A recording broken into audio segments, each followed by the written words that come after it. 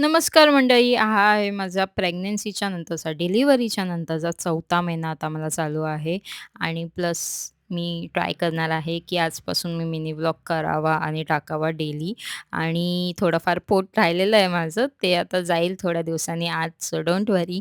आणि त्यानंतर आम्ही निघालो होतो मच्छी मार्केटमध्ये आणि इथे बघा चिमकांडी झोपलेला आहे. जर तुम्ही माझे व्लॉग बघत असाल, तर हा तुम्हाला दिसतच असेल. आणि त्यानंतर आम्ही निघालोत मस्त जायला आणि मग मच्छी बघितली तर खाडीतलीच मच्छी होती सगळीकडे कारण की बोटी बंद आहेत. सो दॅट्स वाय जास्त बोंबील आणि मांदेली आणि कोलंबीच होती. सो सकाळचा इथे मार्केट बसतो मच्छी मार्केट, पण तो उठला होता कारण की आम्ही लेट झालो होतो आणि मग आम्हाला मेन मार्केटमध्ये जावं लागलं. इथे मी खाडीची कोलंबी आणि मांदेली आणली होती. फ्रेश होती म्हणून मांदेली घेतली होती. मस्त वांगानं बटाट टाकून कोलंब्यांचा कालवण केला. मांदेली फ्राय करायची होती, ती मस्त फ्राय करून घेतली आणि मी कोलंब्यांच्या कालवणामध्ये चिंचेचं पाणी टाकतेच, मला आवडतं. तर तुम्ही विचार करत असाल ही जेवण करते तर बेबी कुठे आहे? बेबी आहे त्यांच्या बाबांकडे आणि आजीकडे. तिथे तो खेळत असतो आणि त्यानंतर मला एवढं सगळं करायला टाईम भेटतो आणि फायनली मी माझ्या गाऊनवर आलेले आहे. हा फीडिंग गाऊन आहे. सो दॅट्स वाय मी हाच घालते दिवसभर. तुम्हाला पुढच्या सगळ्या व्हिडिओमध्ये मी तुम्हाला अशीच दिसणार आहे. सो प्लीज समजून घ्या. बेबीचं आज काही झोपायचं मनच नव्हतं कारण की जसं अंघोळ झालं तसं झोपतो, पण आज काही तो झोपलाच नव्हता. त्यानंतर मी पटकन जेवून घेतलं